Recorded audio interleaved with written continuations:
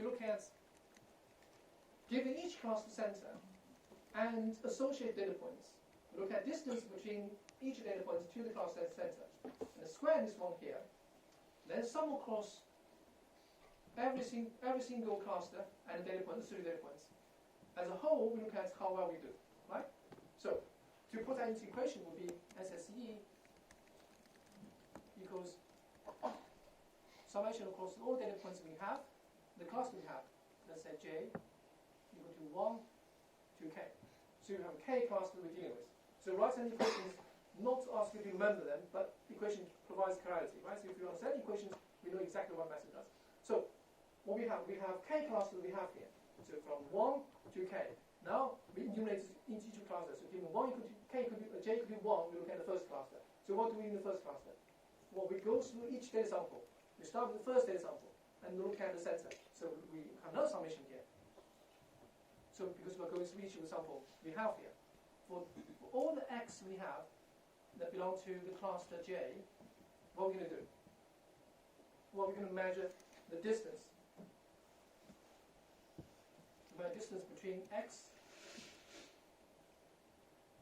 and say J. Right? We compute the square of this one. So that's one data point. One data point and the corresponding Cj, we calculate the distance between the two, taking the square of them.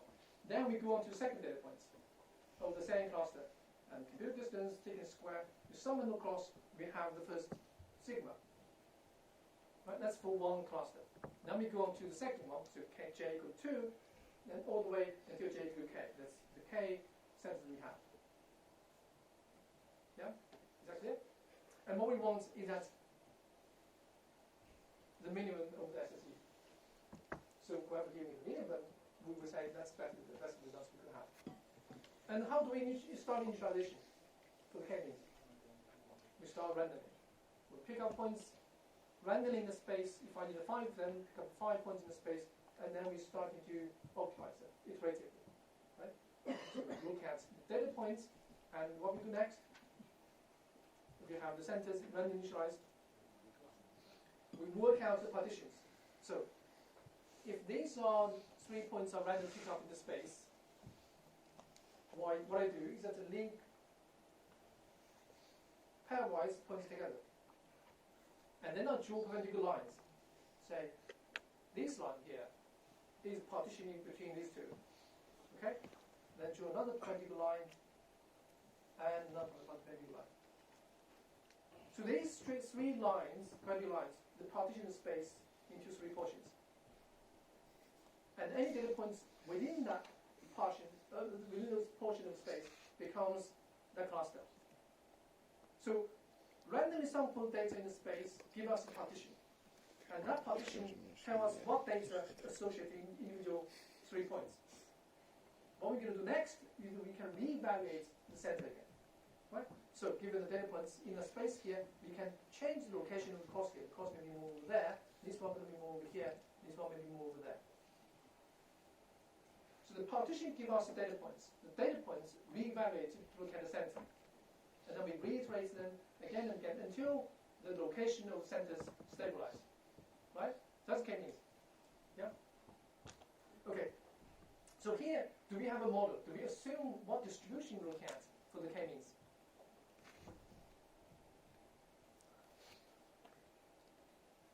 We don't, right? We don't impose anything. We're just saying that these are K centers I need. And I didn't tell you individual clusters had to be certain shape. None whatsoever. It's entirely just look at SSE. Okay? Well, if you do impose a distribution to the clusters, say, instead of say, you can take anything like, and just look at SSE of the overall, if I say each of the cluster of the points, had you taken the shape like this bell shape we have here? Okay, it goes up to infinity in both directions. And this is defined as so-called Gaussian function. Then we have a model. We have the function which trying to generalize the describing the distribution of individual clusters. So if I have 3 clusters as before, one cluster is one Gaussian, another cluster is another Gaussian, and third Gaussian over here. And what I'm trying to evaluate is how well this Gaussian function together, combined all together, to describing the whole data points we have. Right? So if I have a million points here, let's look at these three Gaussian functions sitting here and there, the three places and places of Gaussian, make sure that how well they approximate this whole space of data points. So this will be very different to k-means. Some things are similar. We need to know how many classes we're dealing with. We need to know the k number again. So we need to know how many Gaussian we're dealing with here. Right? But in unit clusters, we assume the distribution. Here we assume the Gaussian distribution. In the k-mean case, we don't assume that. Yeah? When you say in the k-mean case there is no distribution, just the sum squared errors is used, is that equivalent to saying that 100% assignment is a fact? Say it again? 100%? Is it equivalent to saying that the sum of likelihood is a 100% assignment? That's to do with, no. You couldn't have distribution assumed to unit clusters. That's a different issue to whether the association between the cluster points and the class center is 100% or is a floating point. That's two different issues. Okay. So here we have Gaussian distribution describing individual clusters. So if I have three of them, I say I have three of those ones. Now, another thing to say is that the Gaussian function I said at the beginning, the Gaussian function go to infinity, right? Positive and negatives go to all directions. So when I use multiple Gaussian to describing distribution data, so if I say I have Gaussian here, and I have another big Gaussian here, and data points, there are more dimensions, so they're populating the space we have here. In the k-means case, when I say this data point belongs to cluster 1, that means when I calculate updating the class centers, these points are only updating the cluster 1. This data point wouldn't be end up updating cluster 2 or cluster 3. Okay? So the association between data points and class center is mutually exclusive. They are 100%. Data point belonging to cluster 1 means that only updating cluster 1. And cluster 1 only defined by the data points within that cluster. Whether class 2, they changed or not, doesn't matter. Is that clear? Okay. But in the Gaussian case, it's not the case, because the Gaussian function goes on forever. So every data point has a contribution to the Gaussian functions. So the relationship between data points and the cluster centers not exclusive. The relationship between them, they're all together. Does that make sense? So in the Gaussian mixture model, anybody still remember what do we optimize in choosing all the problems we need? Anyway? What's that? That's very good. I didn't expect we would remember that. So we're using a term called posterior probability to measure association between data points and the Gaussian functions. What is posterior probability? Well, this posterior probability says, given the data point, tell me how likely that data point is from that class center. How strongly associated with J? J is denoting which cluster we're dealing with, which Gaussian functions. When J could be 1, we look at the first Gaussian function. When we look at J2, we look at the second one. So, for any data point, if k equal to 3, then we have pj equal to 1 given x, pj equal to 2 given x, pj equal to 3 given x. And each of the value indicates association with that data point to each of the cluster centers, to the Gaussian. Okay? Yeah?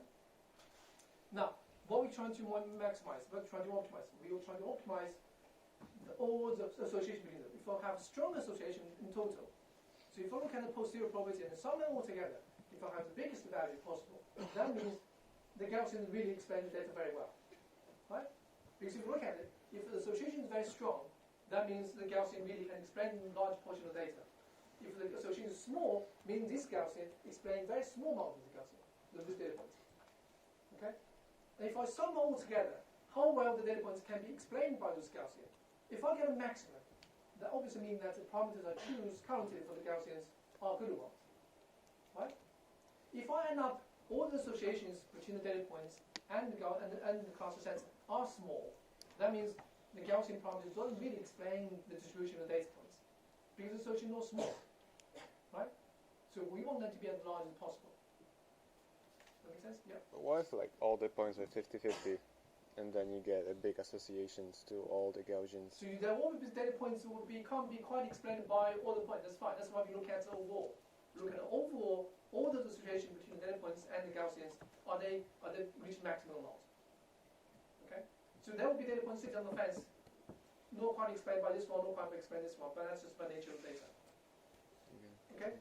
So what is the mixed model we have? Well, mixed model is written aside. Remember, so Px is look at all the data distribution. So what's the function to explain the data x we have here?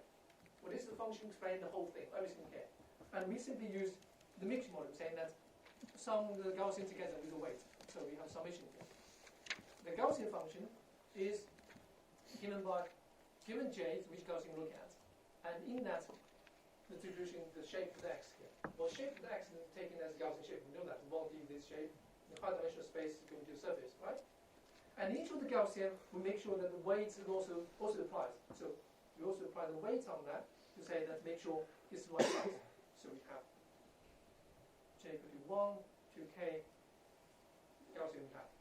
Okay. So this is our Gaussian, the mixture model. Right. So given the px here, we interpolate them. We're going to use the Gaussian functions, we win the weight, and sum them together. So we have two Gaussians here.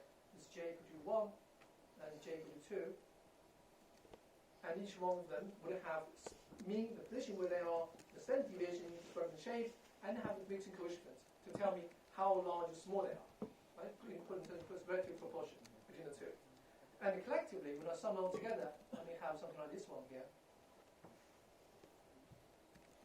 which explains the whole distribution of the data.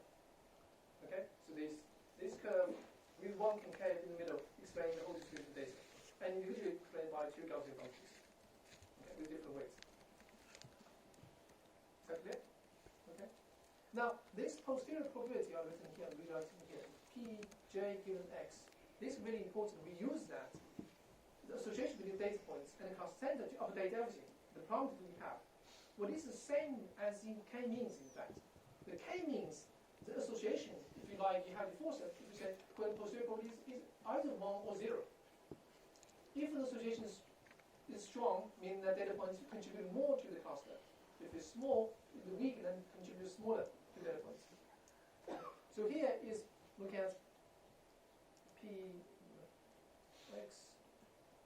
given j times pj, right? So this posterior probability is merely look at how association between the difference. So if I have a strong association to that Gaussian, that means when next time when I update the Gaussian here, I have more to contribute. How much more? Exactly defined by the posterior probability. The posterior probability tell me that you are 50% associated with this one, so 0.5 association. That means we're not updating the mean value. We're telling you what the mean Gaussian position is going to be. I'll give you 50% of my location. If this second Gaussian, I contribute the association 0.1, that means my location is weighted by 0.1 when I'm updating this Gaussian. In the k-means, if I allocate this one, then I'm all yours. Okay, so take my location 100%. And the second one, you take 0%. Nothing to do with me. Yeah? Is that clear? Okay. So this is really important to the concept of the posterior probability. That measures the relationship between data points and individual Gaussians. So instead of 0 and 1, now we look at the range between 0 and 1. Right? Any questions so far? No? Okay, so we probably continue, let's see, 53. So we look at 3 o'clock, is that right?